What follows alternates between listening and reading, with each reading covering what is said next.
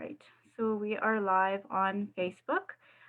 Thank you, Bernie and Karen, for joining us today. My name is Samia Hassan, and I am the Executive Director of the Council of Agencies Serving South Asians.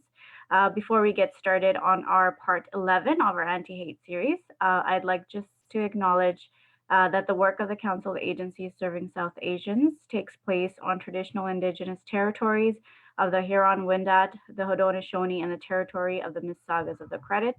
This territory is part of the Dish with One Spoon Treaty, an agreement between the Anishinaabe, the Haudenosaunee, and the allied nations to peaceably share and care for the resources around the Great Lakes. This territory is also covered by the Upper Canada Treaties. Today, Takaranto, the traditional Mohawk name of this area called Toronto, meaning a gathering place, and its surrounding areas are still home to Indigenous people, and we're grateful for the opportunity to meet, work, and play on this territory as settlers. So as I mentioned, today we have Dr. Karen Mock and Bernie Farber as our guests for our session on anti-Semitism.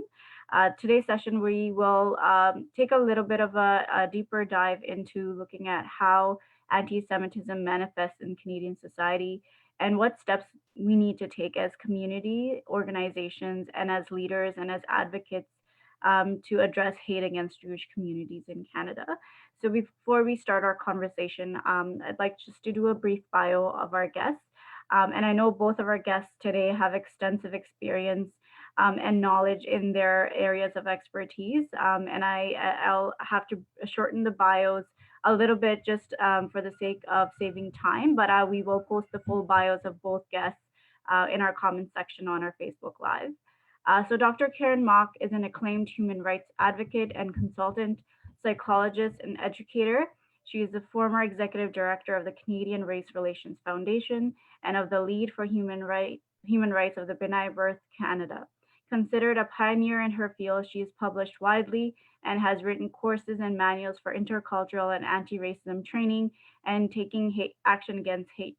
Dr. Mock has been qualified by the Canadian courts and tribunals as an expert on human rights, discrimination, racism, anti-Semitism, and hate crime.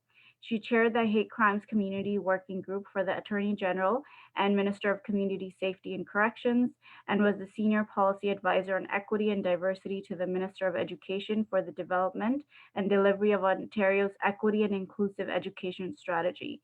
Karen is currently the President of JSpaceCanada. Bernie Farber's career spans more than a quarter century, focused on human rights, pluralism, and inter-ethnic faith and race relations. Recognized and called upon by the courts, media, and law enforcement as an expert in human and civil rights, he is one of the few in the field to be accepted by Canadian courts as the expert in hate crime, white supremacy, anti-Semitism, and anti-racism. Mr. Farber has also worked closely with Canadian Indigenous communities on historical redress. He is the chair of the Canadian Anti-Hate Network, sits as an advisory committee member for the Human Rights Watch Canada, was the co-chair of the anti-Semitism section of the Ontario Anti-Racism Directorate, chairs the Rights and Ethics Committee for Community Living Toronto, and his latest venture is as a publisher of the New Canadian Jewish Opinion and news site The Canadian Jewish Record. Wow. So just I know I shortened this to half of what the bios that you gave me, and already I feel like there's so much depth and breadth in the experience and knowledge that you are going to share with us today. So for those of you that are tuning in for the first time, these series are basically CASA's ongoing anti-hate work that we are doing in collaboration with our anti-hate community leaders group, and these sessions take place every Tuesday, normally at 4 o'clock, but today we are live at 3 o'clock. But again, next week we'll go back to our regular 4 o'clock schedule. And after the session, we also post our sessions on YouTube for those individuals that don't have access to Facebook. So let's get started. We are, this is a very tightly timed series. So we'll start with Karen. So Karen, we know that, and we hear in the news every now and again about incidents of hate crimes, about vandalism and hate speech towards Jewish communities in Canada. And just one small example is, we hear this a lot, is the drawing of swastikas and other vulgarities on public properties. Can you give us a bit of background on what issues currently the Jewish communities in Canada are facing as a result of anti-Semitism? You are on mute, Karen. There we go.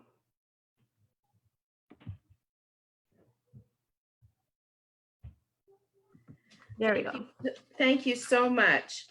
It is really an honor to be invited and to be part of the Anti-Hate Community Leaders Group and to be working with CASA again, because I go way, way, way back with CASA and the kind of anti-hate work that we have all done together. It is a challenge, as I was joking with you earlier, for Bernie and me to summarize 40 years of our work in about 11 minutes each, which we figured out. But so to jump right in to, as you ask, what are the issues currently faced by the Jewish community?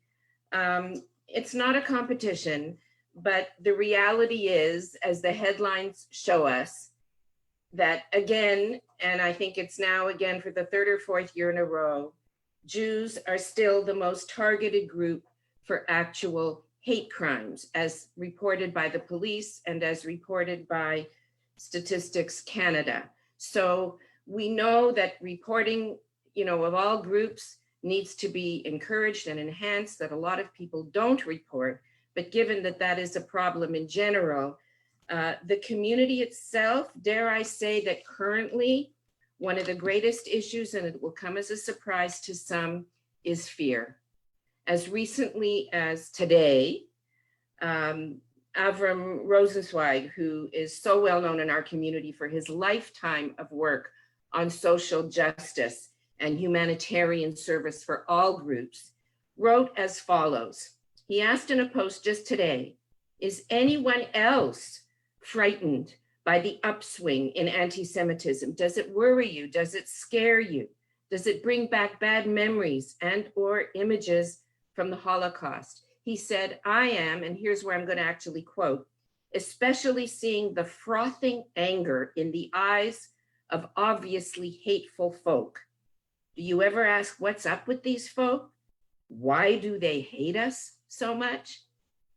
And Jay Broadbar, who is well known in the progressive Jewish world as one of the former executive directors of the New Israel Fund, he responded, yes, and I'm very concerned about deflecting the threat of the extreme right wing in Canada and the US, with emphasis by some on the left wing anti-Semitism, as if one can balance out the other. So if I could just summarize, you've already talked about white supremacy and hate crime and the rise and the resurgence in COVID, and I know Bernie's going to get into some of that later. But if I could just say that a few points for current issues. One, the rise of conspiracy theories and the modern forms of what we call the blood libel, of spreading horrible falsehoods and murderous falsehoods. And of course, the latest is blaming Jews or blaming Israel, AKA Jewish, for the spread of COVID. And our concern also is that we speak highly and have to really emphasize under COVID the rise in anti-Asian racism. And later we're going to discuss the difference in that, because if they blame it on China, they're not, and then they hold, if they blame COVID on China, and then they hold Asian people here accountable for that and perpetrate hate crime, we call that anti-Asian hatred and anti-Asian racism. But, and we'll discuss this a little bit later, when they want to blame all Jews and attack them for what Israel might be doing, or the government of Israel, which by the way, some of us criticize as well, they don't want to call that what it is, you see. So we can't hold people accountable, and this rise of anti-Semitism, while anti-Zionism isn't always anti-Semitic, often crosses the line. More about that later. So secondly, the climate. One of the main issues is the climate on campuses and in academia in general for Jewish people today. We're having a huge challenge with that. Some people, and I'd be the first to say, will blow things out of proportion and take one incident and generalize that. It isn't as tragic as some people say. However, the climate itself, especially these days among some anti-racist human rights advocates and anti-oppression advocates who are teaching people not to silence and marginalize anyone, will often silence and marginalize Jews when the conversation starts to get very political, or when the parallel to what you see as anti-Asian racism in the way I described it earlier begins to start to raise its head.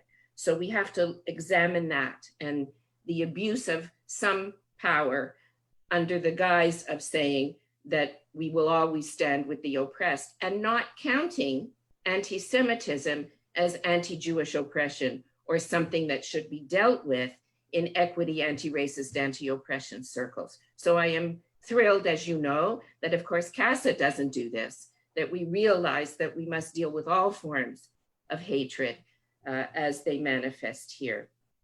And I guess lastly, but it's a major issue right now, is who gets to define anti-Semitism? We know from all of our work in anti-racism and anti-oppression, the victimized group can define and articulate its own oppression. And when I hear people say, we shouldn't accept the definition of Islamophobia that is being put forward, I say, who are you, if you're not Muslim, to be defining what Islamophobia is? And of course, in my community, I've been an advocate for understanding and accepting and dealing with Islamophobia. However, and I remember this from Durban, from being on the Canadian delegation, when Jews wanted to define their terms, we had a problem. So the definition of anti-Semitism, and you'll remember the Hate Crimes Community Working Group, just going to mention it very briefly. In Ontario, latent or overt hostility or hatred directed towards individual Jews or the Jewish people, not all Semitic people, leading to social, economic, institutional, religious, cultural, or political discrimination. Anti-Semitism has also been expressed through individual acts of physical violence, vandalism, the organized destruction of entire communities, and genocide. So that's a very succinct, clear definition. Similar definitions in Ontario's Inclusive Education Strategy or in the Ontario Human Rights Commission, they said it, anti-Semitism is perhaps the prototype model of racialized religion. The very term anti-Semitism, coined in the 1870s by people promoting race-based hatred of Jews, reflects a transition from religious or anti-Judaism to race as a basis for discrimination, hatred, and violence against Jews. Definitions of anti-Semitism range from acts or attitudes based on the stereotypical construction of the Jew to more concrete description with specific examples.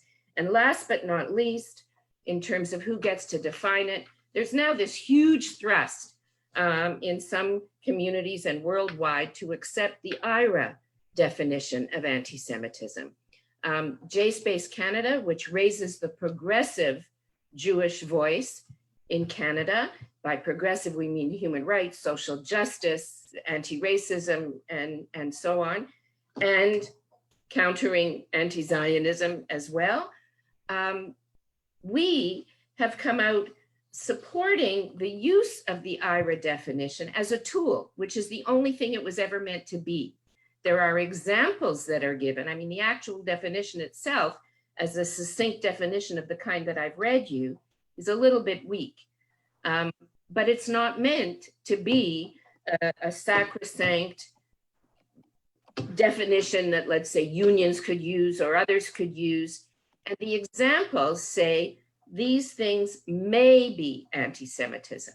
The Mhm. only one that says cannot be anti-Semitism, the only thing that uses the word cannot is the example that says criticism of the state of Israel, or legitimate criticism of the state of Israel, similar to the kinds of criticism of any other state, cannot be considered to be anti-Semitic.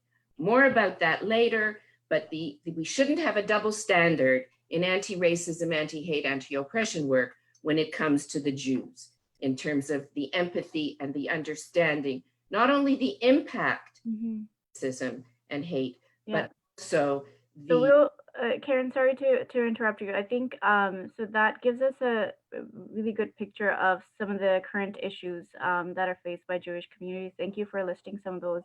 So I want to turn to Bernie, give him an opportunity to talk about some of the forces that are perpetuating the anti-Semitism that we witness in our society. So some of the things that Karen has mentioned, and beyond that. So how does this compare to anti-Semitism that was historically experienced by Jewish communities to what they're experiencing now? So firstly, let me thank you and Casa for putting this together. Let me thank Karen for giving a pretty fulsome example of what we're talking about. The truth of the matter is that a great Jewish historian by the name of Robert Wistrich once noted that anti-Semitism is in fact the longest hatred. It's gone on for literally hundreds of years and continues to this very day. It's had peaks and valleys, certainly over over the centuries. Right now, I would say we're at a peak.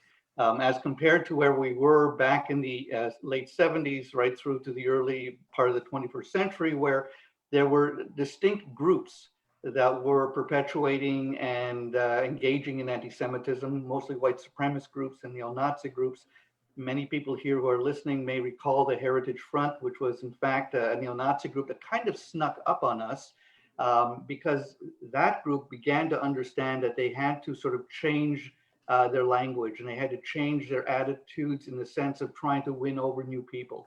So instead of calling themselves a Canadian Nazi Party, because everybody knew that Nazis were bad, they decided to call themselves a Heritage Front. Of course, what's wrong with heritage? And everybody got a little sucked in by that. And it took us a while to kind of get on track. But when we came on track, the Jewish community, along with many other racialized and ethnic communities, came on board with us in order to take on what was then the avenue that was used in terms of dishing out not just anti-Semitism, but racism, homophobia, misogyny, all part of that same gear, if you will. They're different gears that just turn each other. These are gears of hatred. So from the groups of yesteryear, where it was not so easy really to get their messages out. I mean, in the old days, they used to stand literally at Young and Bloor and they would hand out leaflets. And if in that time, 10 people took a leaflet, that was considered a good day. Today, we have a new tool, and it's exactly what we're watching right here. It's social media. And honestly, I mean, the haters of yesterday are salivating at what they can do today. You create a website, you go on YouTube, you go on Facebook, you go on Twitter, and with a stroke of a few keys, you can potentially reach tens of thousands of people. And the haters can also reach young people in terms of radicalizing them and bringing them onto their way of thinking. And so today we have the haters using the well-known platforms. Today, for example, in the National Post, our news site, the Canadian Jewish Record, has had an editorial reprinted in the National Post dealing with the fact that Mark Zuckerberg, the CEO and founder of Facebook, allows and thinks there's nothing wrong with having Holocaust denial on Facebook. And of course, Holocaust denial is the denial of the murder, the mass murder of 6 million Jews, and claiming that Jews somehow conspired to lie about this horrendous event, one of which I grew up in its shadow. My whole father's family was murdered during the Holocaust. He was the sole survivor of his tiny village, a sole Jewish survivor. And so even today, as we speak, Facebook allows its platform to be used. Twitter is getting a little better, but still haters find a way. And then when Twitter and Facebook can't be used, there are other places like 4chan and 8chan and even gaming. Gaming has now become an avenue for hate mongers to radicalize, to bring young people in and to get them pumped up. And we know, for example, that Alexander Manassian, the fellow who rented a van and drove down at Yonge and Finch and murdered 14 Torontonians, was an incel, and the whole incel culture and involuntary celibate, as they call themselves, hate women, but they come from the very, very hard right. The man who walked into a mosque in Quebec also was radicalized online on very hard right websites. So we have to show great care, but don't let me forget the fact that anti-Semitism, Jews are kind of an interesting people in that we can bring the extreme right and the extreme left together. Believe it or not, they're not on one plane when it comes to Jew hatred. They meet in the middle. And for some reason, we know that there is anti-Semitism on the extreme left. It expresses itself differently. It's not, thankfully, as murderous as we've seen it on the hard right, but nonetheless, it exists literally in all spheres of society. And so our goal, and part of the goal here today, of course, is to all of us work together to understand that we can feel each other's pain. The pain is not different. The pain of being bullied and the pain of having to face discrimination and hatred, we feel it in our soul. We feel it in our gut. It's different for me in that I'm a Jew and I'm white and I've had certain privileges here, but the haters don't differentiate. Whether you're a person of color, whether you're a Jew, whether you're gay or lesbian or trans, whatever the case may be, they find the reasons to hate. And you'll find that the seeds of those reasons are, they come from the same plant. And so that's why it's incumbent on all of us, not just ethnic and racialized communities, but all of us to stand up and to speak out, because unless we stand up and unless we speak out and unless we work together, we're not going to be able to challenge this, and we're not going to be able to fight it properly. Great, thank you, Bernie. And I just wanted to pick up one of the points that you brought up and acknowledge that, you are a child of a survivor of the genocide of Jewish people.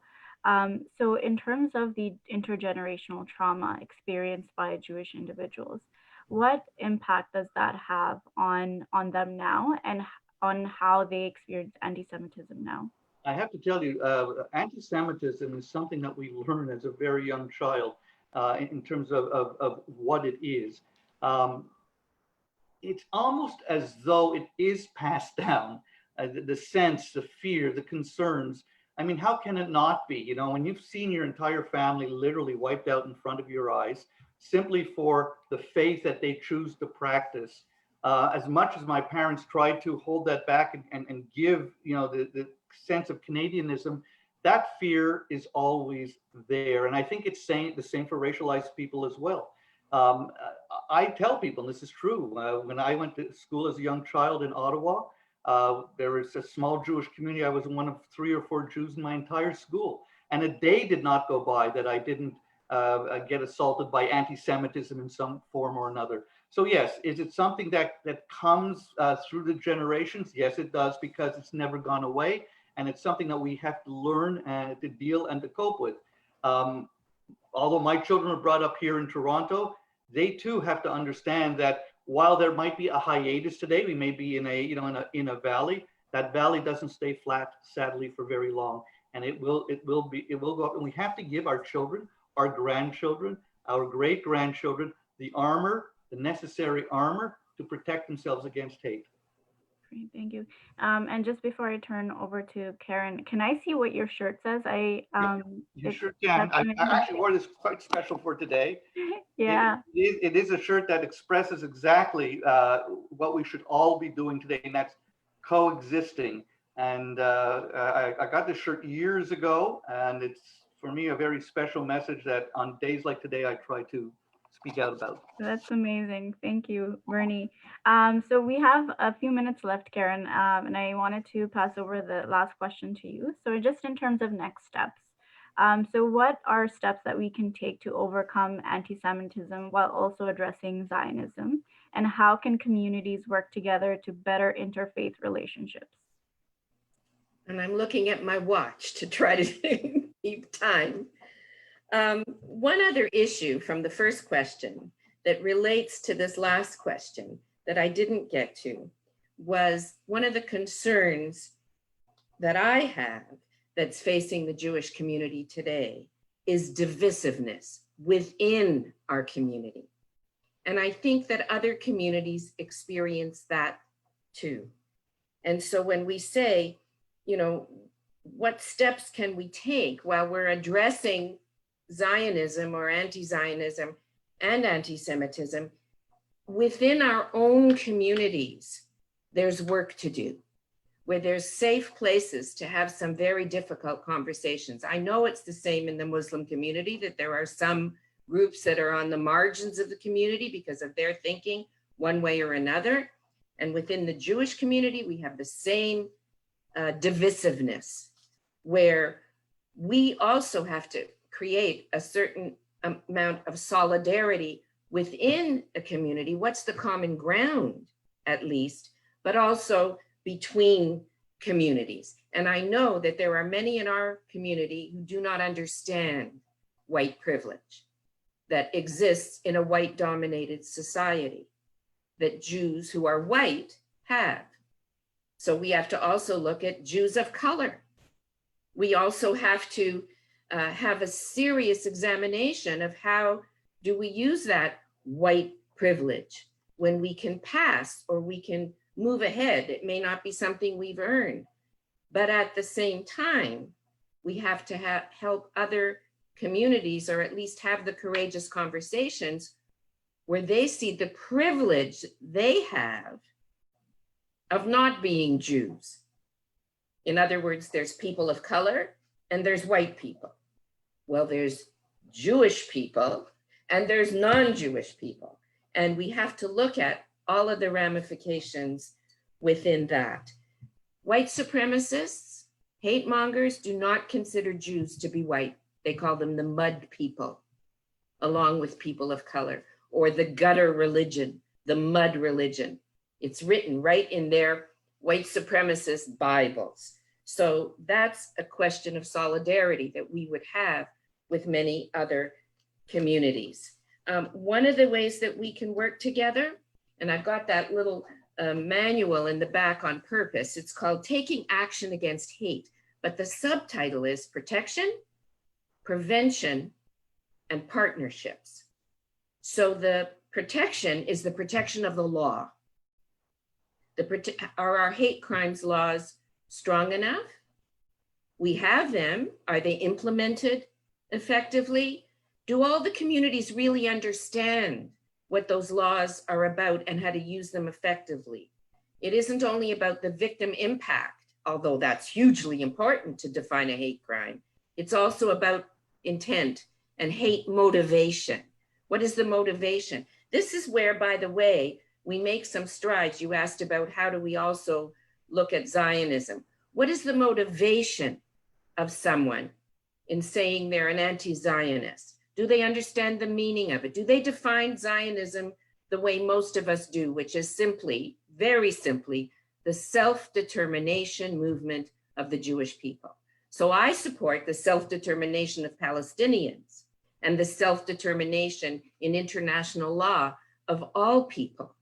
So how do we sit down and have an effective conversation using all the skills that we've learned of empathetic listening, active listening, those very things that go out the window when you're accused of racism or accused of anti-Semitism, and people right away get defensive and don't have the skills or don't put into practice the very skills and theories they've learned about how do you open up communication. So the protection of the laws and codes and making sure they're well implemented.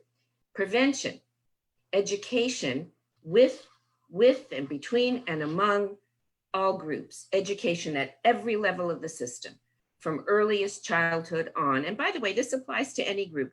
You may, I don't know if you remember, but when CASA was first founded, look at that, League for Human Rights of B'nai B'rith Canada did a special training program in partnership with CASA to bring our knowledge of hate crime and how to work at it. And we said, look, here, take this, cross out the word synagogue and put mosque.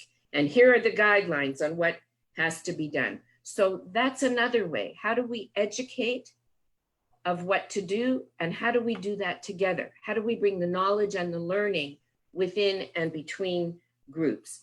There's a group, for example, at OISE called the Enhancing Social Justice Education Group. Why? Because part of education needs to ensure that anti-Semitism is on the anti-racist and social justice curriculum. Right now, there are many places where it's been completely removed, and that doesn't help. That doesn't help in terms of understanding and education. The last point was partnerships, and that's what you've asked. How do we work together? Communities work together. Well, we've had ongoing Black Jewish dialogue. We have Black Lives Matter. Right now, things feel a little different. More people are paying attention. And maybe now we'll finally do what we need to do to create systemic change. At the same time, though, when we do the Black Jewish dialogue and we look at the words of Martin Luther King, he says, you know that Zionism is nothing less than the dream and ideal of the Jewish people returning to live in their own land. And he concludes his speech, when people criticize Zionism, they mean Jews. Make no mistake about it. Well, it's not completely true. It may be that they just don't get it and they want to object to policies, they want to object to practices, but let us ensure that at least in anti-racism and anti-oppression work, we're speaking the same language and we're speaking it to each other. Therefore, the Canadian, I'm going to list very quickly because I know we don't have time, the kinds of groups that are working together. The Canadian Association of Jews and Muslims. Well, we found that because of political things over there, many Palestinians and Arabs weren't coming to that, even though it's existed for almost 30 years, the Muslim-Jewish dialogue. Therefore, myself and good friend and colleague, Raja Khoury, who's a human rights expert and former head of the Canadian Arab Institute, founded the Canadian Arab Leadership Dialogue, where we have these kinds of courageous conversations and bring people together, Arabs, Jews, Palestinians, who truly believe in human rights and social justice for everybody, not for our own group, not just for their group, but for everybody. And how do we achieve that? Then there's the circles of peace, the hate to hope programs now that are the catalyst for it came out of Holy Blossom Temple and some volunteers because of the shootings in the murders in Quebec, in the mosque, because of the Pittsburgh shooting and murders. And people, again, strengthening their neighborhood interfaith committees, which, you know, they kind of wane. These things should not be reactionary. They need to be ongoing, because the key in your question to me was the word relationships. How can we have better interfaith relationships? It's not just by one meeting and having one meal. Yes, it's by going to an iftar.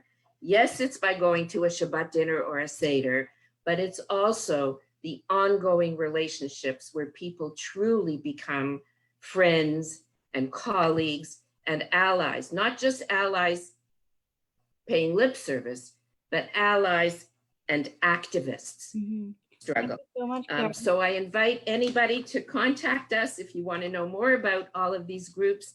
And I know that JSpaceCanada, for one, and I know that Bernie's Anti-Hate Network, we're welcoming anyone to join us who wants to ensure that everyone has protection, prevention, and partnerships when it comes to countering hate. Thank you so much, Karen. And definitely, I think I understand the limitations of having this conversation in 30 minutes. And so that's the structure of these conversations, is just to have to start the conversation, right? And so we'll continue these conversations. This is our 11th series, and we're hoping to continue them with new topics. And some topics are discovered as we have these introductory conversations. So Bernie, do you want to just have 10 seconds to have your closing thoughts, and then we'll just close for today? The only 10 seconds I'll take is to thank everybody who's listening and to just take this message home with you that all of us have the power within our own souls and within our own hearts to make change. We all have to be what I call upstanders. We are not bystanders, but upstanders. You see something, you open a mouth, you say something. That's how we make change. Thank you all so much. Thank you so much. And I personally learned a lot from both of you over our work together over the last year or so. And I know that we'll keep in touch and we'll try to shake some wells and break some barriers together. So thanks everyone for joining today, and we will be back again next Tuesday at 4 o'clock to explore some more issues related to hate and how to address them. Thank you. Take care. Bye.